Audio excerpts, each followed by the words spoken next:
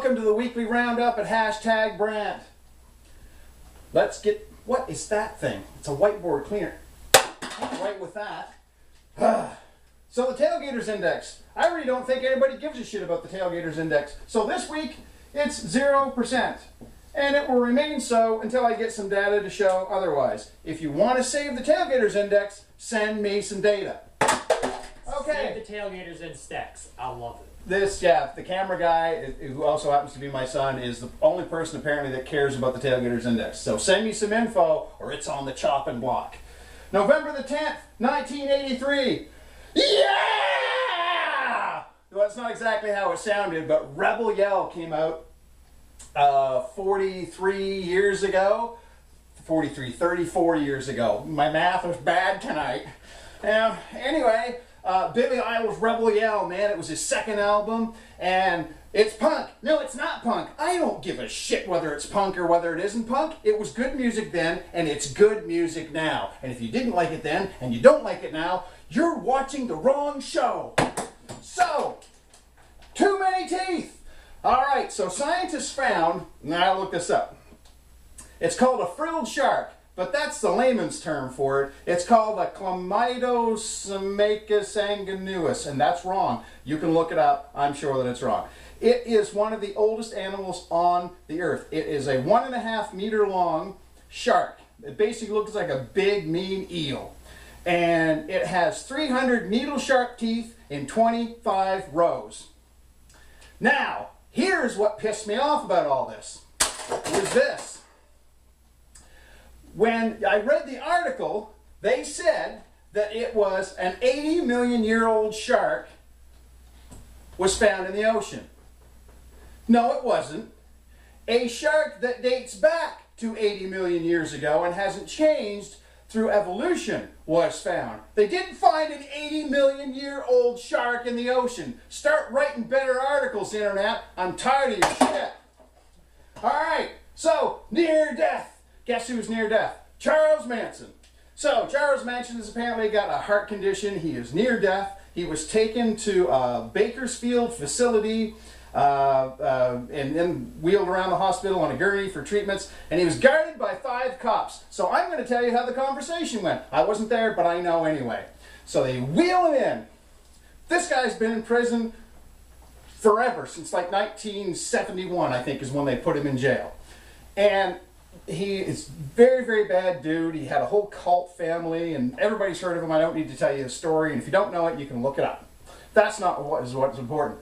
What's important is, when they wheeled him in with 5 guards, and the doctors went, well, we could try this treatment. How successful is it? No, it's about 90%. Do you have something else?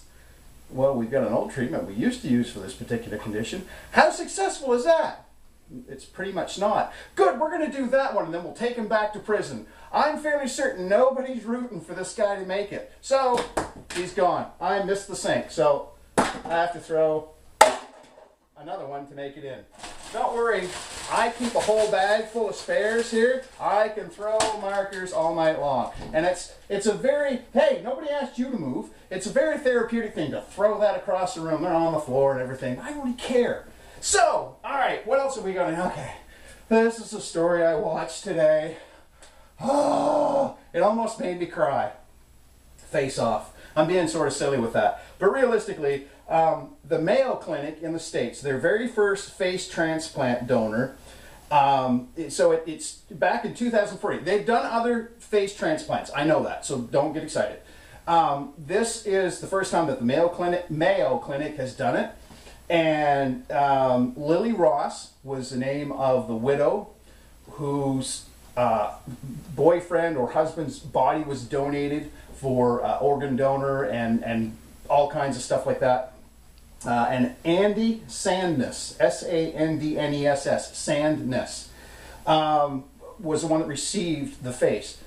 This is absolutely amazing. Everything below the eyes, including the nose and the teeth, all up and through here, like they basically took like 2/3 of the donor's face and put it on Andy's face.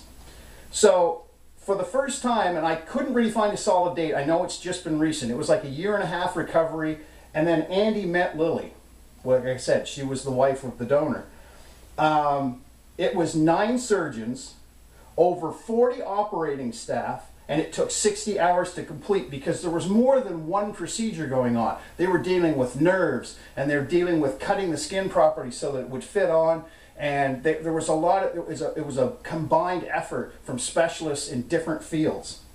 So, like I said, they used 3D modeling and printing to get everything right so that they could cut things just properly. They took 3D models of Andy's face, and it was absolutely amazing. This guy looks really, really, really good.